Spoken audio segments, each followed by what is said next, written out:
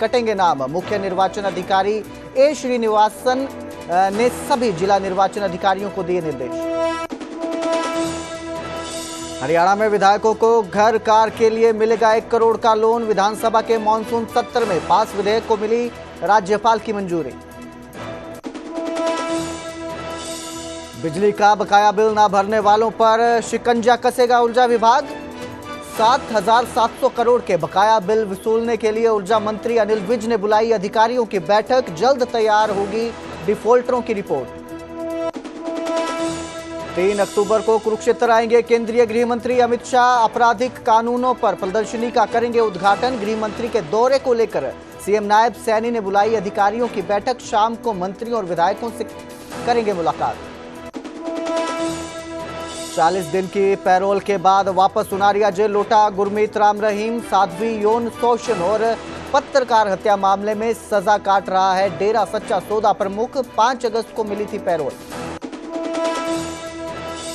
पलवल में पुलिस वाले की तेज रफ्तार कार ने स्कूल से लौट रहे 3 बच्चों को कुचला। 2 की मौत, 1 की हालत गंभीर। आरोपी कांस्टेबल गिरफ्तार। पंचकुला में गरमाया लव मैरिज का मामला। परिवार और ग्रामीणों ने लगाया लव जिहाद का आरोप। सुरक्षा के लिए हाईकोर्ट पहुंचा जोड़ा। पुलिस ने लव जिहाद के एंगल से किया इनकार। पहाड़ों में भारी बारिश से तबाही। उत्तराखंड में देहरादून के पर्यटन स्थल सहस्त्रधारा में बादल फटने से बहा बाजार। हिमाचल में शिमला और मंडी में लगातार बारिश से लैंडस्लाइड ने मचाई तबाही।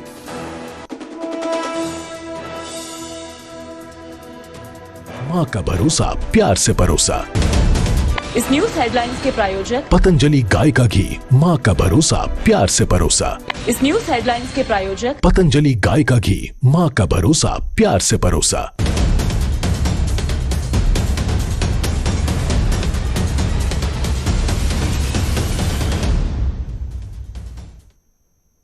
नमस्कार, स्वागत है न्यूज 18 पंजाब हरियाणा में। मैं आपके साथ कुलदीप भारद्वाज। हरियाणा प्राइम की शुरुआत करेंगे एसआईआर से, स्पेशल इंटेंसिव रिवीजन के साथ। हरियाणा में भी अब इसकी तैयारी की जा रही है। हरियाणा मुख्य निर्वाचन अधिकारी ने स्पेशल इंटेंसिव रिवीजन यानी कि एसआईआर पर निर्देश जारी कर दिए हैं। डीईओ को खाली और बीएलओ पद जल्द भरने के आदेश दिए हैं। नए बीएलओ को आई कार्ड जारी कर प्रक्रिया में जोड़ा जाएगा। एसआईआर से जुड़े कर्मचारियों को अनिवार्य प्रशिक्षण देने के भी निर्देश दिए गए हैं। भारत निर्वाचन आयोग के निर्देशों का पालन सभी अधिकारी सुनिश्चित करें, इसके निर्देश जारी किए गए हैं। 2002 और वर्तमान मतदाता सूची का आपसी मिलान किया जाएगा और दोनों सूचियों में नाम मिलने पर दस्तावेज की जरूरत नहीं होगी। बीएलओ घर घर जाकर गणना फॉर्म भरवाएंगे। मतदाताओं से ये फॉर्म भरवाए जाएंगे। 1200 से अधिक मतदाता होने पर नया बूथ बनाया जाएगा। इसको लेकर भी निर्देश जारी किए गए हैं। राजनीतिक दलों से बूथ एजेंट सूची लेने के भी निर्देश जारी किए गए हैं। तो अब हरियाणा भी एसआईआर की तैयारी में है। इस खबर पर ज्यादा जानकारी के लिए मेरे सहयोगी सूरज भारद्वाज हमारे साथ जुड़े हैं। जी सूरज, ये जो एसआईआर के लिए अब हरियाणा में भी तैयारी कर दी गई है, इसको लेकर क्या अपडेट है? किस तरह के निर्देश जारी किए गए हैं?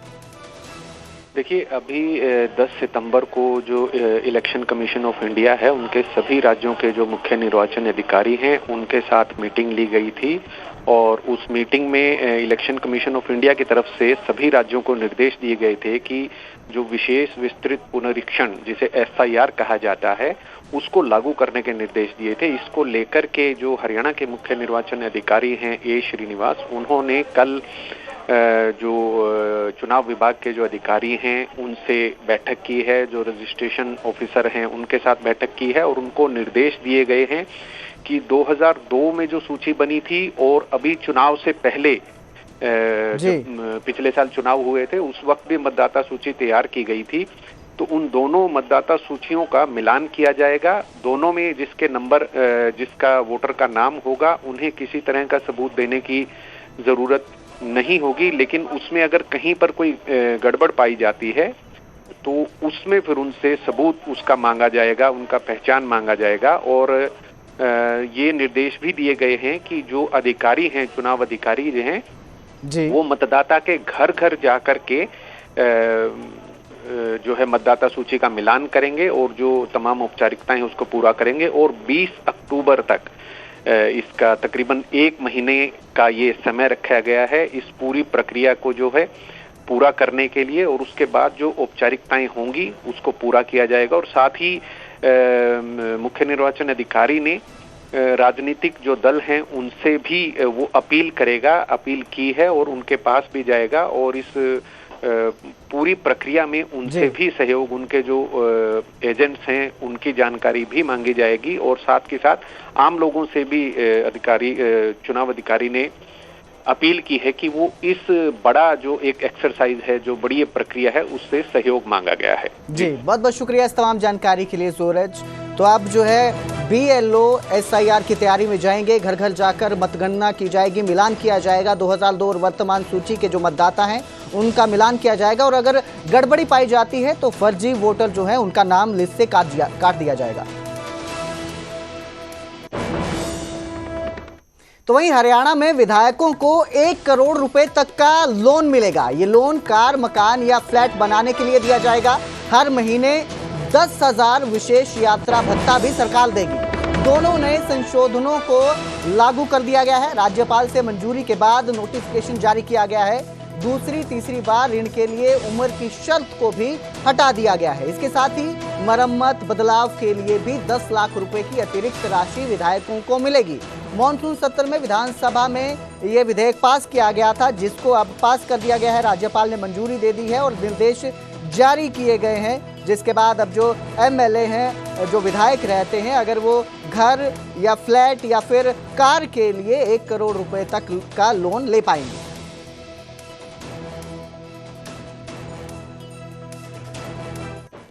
तो वहीं हरियाणा ऊर्जा मंत्री अनिल विज बकाया वसूली को लेकर सख्त नजर आए हैं। अनिल विज ने ऊर्जा विभाग के अधिकारियों की अहम बैठक बुलाई है, जिसमें सभी अधीक्षण अभियंताओं से रिकवरी की रिपोर्ट ली जाएगी। अब रिकवरी परफॉर्मेंस के आधार पर ही अधिकारियों की रैंकिंग भी तय होगी, और जल्द ही डिफॉल्टरों की रिपोर्ट तैयार करने के सबको निर्देश दिए गए हैं। तो जो बिजली का बिल नहीं भर रहे थे, काफी समय से बिजली का बिल जिनका पेंडिंग है, उनको लेकर अनिल विज अब सख्त नजर आ रहे हैं, और उन्होंने अधिकारियों की बैठक बुलाई है और जल्द ही डिफॉल्टरों की लिस्ट जारी करके उन पर एक्शन लेने की तैयारी में अनिल विज नजर आ रहे हैं। तो वहीं 3 अक्टूबर को कुरुक्षेत्र दौरे पर केंद्रीय गृह मंत्री अमित शाह आएंगे। कुरुक्षेत्र विश्वविद्यालय में आपराधिक कानूनों पर प्रदर्शनी का आयोजन होगा, जिसको लेकर वो वहां पर पहुंचने वाले हैं। 3 नए आपराधिक कानूनों पर प्रदर्शनी का उद्घाटन करेंगे अमित शाह। सीएम नायब सैनी ने अधिकारियों संग तैयारियों की समीक्षा बैठक बुलाई है। हरियाणा सिविल सचिवालय में जो है ये बैठक होगी, जिसमें हरियाणा के चीफ सेक्रेटरी अनुराग रस्तोगी भी शामिल होंगे। सीएम के चीफ प्रिंसिपल सेक्रेटरी और अन्य अधिकारी भी इस बैठक में मौजूद रहेंगे। तो कुरुक्षेत्र दौरे पर गृह मंत्री आने वाले हैं, जिसको लेकर ये समीक्षा बैठक की जाएगी। गुरुग्राम रैपिड मेट्रो DMRC से GMRL का हस्तांतरित होगी। HMRTC ने रैपिड मेट्रो हस्तांतरण की प्रक्रिया शुरू की है। हस्तांतरण तक संचालन DMRC और GMRL जो है संयुक्त रूप से करेंगे।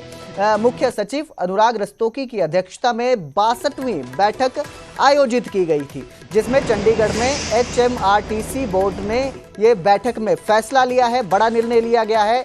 सिकंदरपुर से सेक्टर 56 तक रैपिड मेट्रो सेवा का संचालन जारी रहेगा। अप्रैल से जुलाई 2025 में 62.49 लाख यात्रियों ने यात्रा की, मतलब 62,49,000 यात्रियों ने यात्रा की है। अप्रैल से जुलाई 2025 में ही पिछले वर्ष की तुलना में यात्रियों की संख्या में करीब 14% वृद्धि हुई है। रैपिड मेट्रो ने 4 माह में बेहतर प्रदर्शन का रिकॉर्ड बनाया है, और अब जो है ये प्रक्रिया की जा रही है। भिवानी में इनेलो विधायक अर्जुन चौटाला ने कांग्रेस पर जमकर निशाना साधा है और कहा कि नेता प्रतिपक्ष जो है नहीं चुन पाना, वो कांग्रेस की कार्यप्रणाली पर ही सवाल उठा रहा है। अर्जुन ने कहा कि भाजपा के इशारे पर ही हुड्डा जो है वो नेता बनेंगे। उन्होंने भूपेंद्र हुड्डा को भाजपा की टीम बी और कमजोर विपक्ष बताया है। हुड्डा पर ब्रिजेंद्र और अन्य विधायकों को हराने के भी आरोप लगाए हैं। जल भराव से प्रभावित किसानों को प्रति एकड़ 50,000 मुआवजे की भी उन्होंने मांग की। आपको बता दें, अर्जुन चौटाला भिवानी पहुंचे थे, जहां उन्होंने कई लोगों को भी पार्टी में शामिल करवाया, और इसी दौरान उन्होंने कांग्रेस पर और भूपेंद्र हुड्डा पर निशाना साधा। चाहूँगा कि ना बार बार एक बी टीम करा करते थे। आज पूरे हरियाणा को पता चल गया भाई बीजेपी की बी टीम कौन है। बी का मतलब भूपेंद्र है। बीजेपी की बी टीम यानी भूपेंद्र हुड्डा टीम थी। भूपेंद्र हुड्डा ने ही स्वयं अपने सिटिंग एमएलओ को हराने का काम करा। और ये तो कोई छुपी हुई बात थोड़ी है। ब्रजेंद्र सिंह को इसने हरवाने का काम करा, पता नहीं कितने लोगों को इसने हरवाने का काम करा, अनिल विज को जिताने का काम करा। कोई छुपी हुई बात थोड़ी है। तो ये लोग तो आज सिर्फ ये बातें इसलिए कर रहे हैं ताकि कहीं ना कहीं लोगों के बीच में ये जान जोगे रह जाए। हरियाणा में लघु उद्योग और स्टार्टअप्स तेजी से नए अवसर बना रहे हैं। इसी कड़ी में पानीपत के समालखा में राष्ट्रीय अधिवेशन में मुख्यमंत्री नायब सैनी ने बड़ा संदेश दिया और कहा कि एमएसएमई में आत्मनिर्भर भारत और विकसित हरियाणा की नींव है। उन्होंने बताया कि प्रदेश में 7,66,000 से अधिक एमएसएमई स्थापित हो चुके हैं, जिनमें 39 लाख लोगों को रोजगार मिला है। वहीं केंद्रीय मंत्री मनोहर लाल ने कहा कि लघु उद्योग रोजगार और महिला सशक्तिकरण की दिशा में अहम योगदान दे रहे हैं।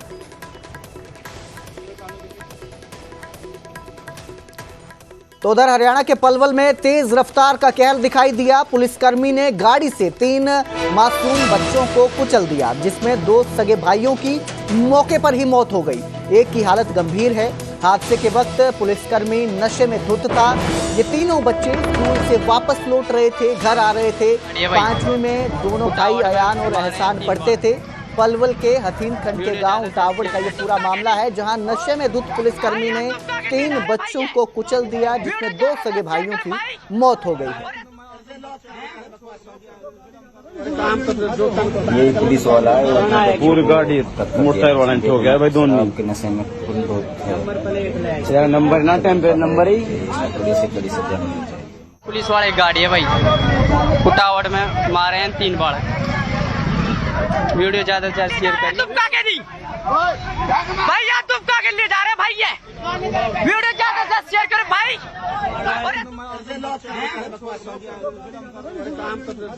यही पुलिस वाला है, पूरी गाड़ी मोटरसाइकिल वाला हो गया भाई। दोनों के नशे में नंबर ना टाइम पे। ये आज समय करीब 1:30 बजे करीब 3 बच्चे अपने उतावड़ स्कूल सरकारी स्कूल से अपने घर की तरफ जा रहे थे। तब एक क्रेटा कार जिसपे टेम्परेरी नंबर था, उस पे बाद में पता चला है नरेंद्र जो हेड कांस्टेबल है, जिसकी पोस्टिंग मेवाड़ डिस्ट्रिक्ट में, उसने तेज गाड़ी चलाकर लापरवाही से इन बच्चों को टक्कर मारी है, जिससे 2 बच्चों की डेथ हो गई है। उनका पोस्टमार्टम नल्लड़ हॉस्पिटल में करवा दिया है। और तीसरा बच्चा ज्यादा चोट होने की वजह से उसको रेफर किया गया है रोहतक पीजीआई का। ये हमारे उतावड़ के पास हुई थी, ये करीब 1:30 बजे करीब। सर, क्या पुलिसकर्मी कोई ड्रिंक वगैरह कर? उसको हमने काबू कर लिया और उसका गिरफ्तारी आज अभी हमने की है। उसका मेडिकल कराने के लिए लेके गए हुए हैं। उसमें मेडिकल में रिपोर्ट आने के बाद पता चलेगा कि उसने अल्कोहल यानी कि नशे में वो है या नहीं। और अब जिक्र करेंगे पानीपत का, जहां दीनानाथ कॉलोनी में एक युवक की हत्या कर दी गई। तेजधार हथियारों से 6 आरोपियों ने इस वारदात को अंजाम दिया है, जिसमें 25 साल के अंकित की मौके पर ही मौत हो गई। जनवरी 2025 में अंकित की शादी हुई थी। उसकी पत्नी 6 महीने की गर्भवती है। उधर वारदात के बाद से सभी आरोपी मौके से फरार हो चुके हैं। परिजनों ने गिरफ्तारी तक शव लेने से इनकार कर दिया है। परिजनों का कहना है कि जब तक पुलिस आरोपियों को गिरफ्तार नहीं करती, वो बेटे का शव नहीं लेंगे। वहीं पुलिस ने मामला दर्ज कर आरोपियों को जल्द गिरफ्तार करने का दावा किया है। लोगों ने शव लेने से मना कर दिया है, तब तक शव नहीं, शीघ्र गिरफ्तार कर लेंगे। क्या मामला है सर, थोड़ा बता दीजिए, जानकारी थोड़ी दे दीजिए। इनका कैसे वारदात को अंजाम दिया गया? इनका कोई झगड़ा हुआ था, 52/25 केस रजिस्टर हमारे यहाँ, उसकी दुश्मनी थी इनकी, उसी रंजिश में इसको चोटें मारे। कितने लोगों के खिलाफ मामला दर्ज किया गया था? 5-6 आदमी हैं, बाई नेम 3 है। किसी को हिरासत में लिया सर अभी तक? अभी इन्वेस्टिगेशन जारी है। उधर गुरुग्राम के अर्जुन नगर में बाइक हटाने को लेकर विवाद हो गया, जिसमें 10 से 15 युवकों ने एक परिवार पर देर रात हमला किया। कार सवार युवकों ने ईंट और पत्थरों से खूब उत्पात मचाया। हॉस्पिटल गया हूँ, उधर पंचकुला मोरनी से भागी युवती के मामले में नया मोड़ आया है। लव जिहाद वाले एंगल में अब एक ट्विस्ट देखने को मिला है। पुलिस ने दोनों को अंबाला से बरामद किया है। बयानों में लड़की ने बताया कि उसने अपनी मर्जी से शादी की है। युवक ने धर्म परिवर्तन कर हिंदू धर्म अपना लिया है। हिंदू रीति रिवाज से दोनों की शादी हुई है। एसीपी अजीत सिंह ने लव जिहाद के एंगल से इनकार किया है। पुलिस जांच में सामने नहीं आया। लव जिहाद वाला जो एंगल है वो पुलिस जांच में सामने नहीं आया है। आपको बता दें, परिजनों ने युवक पर लव जिहाद के आरोप लगाए थे। रायपुरानी के मुस्लिम युवक पर लड़की को भगाने के आरोप लगाए थे। परिवार ने चंडी मंदिर थाने में शिकायत दर्ज करवाई थी।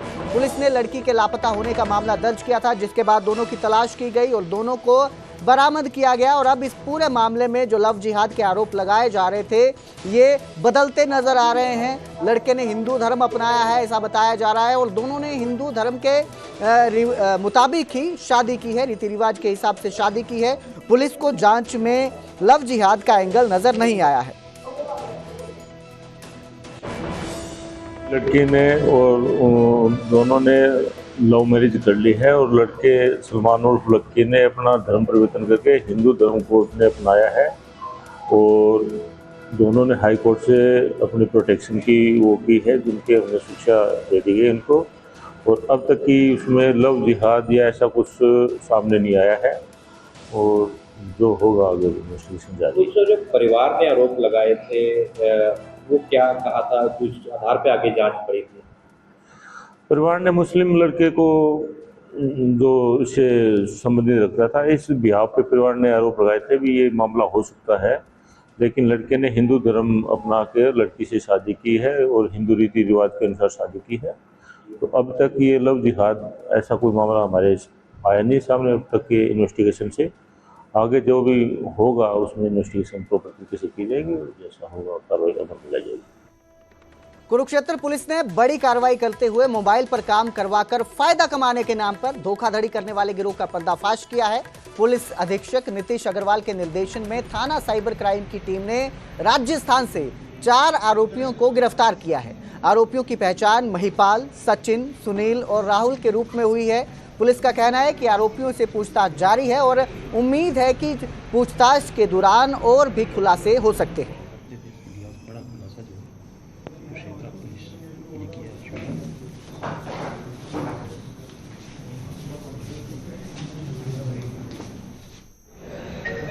जिसमें इन्वेस्टमेंट के नाम से एक आदमी से ठगी करी गई थी, जिसमें हमने 4 बंदों को अरेस्ट किया है जोधपुर से।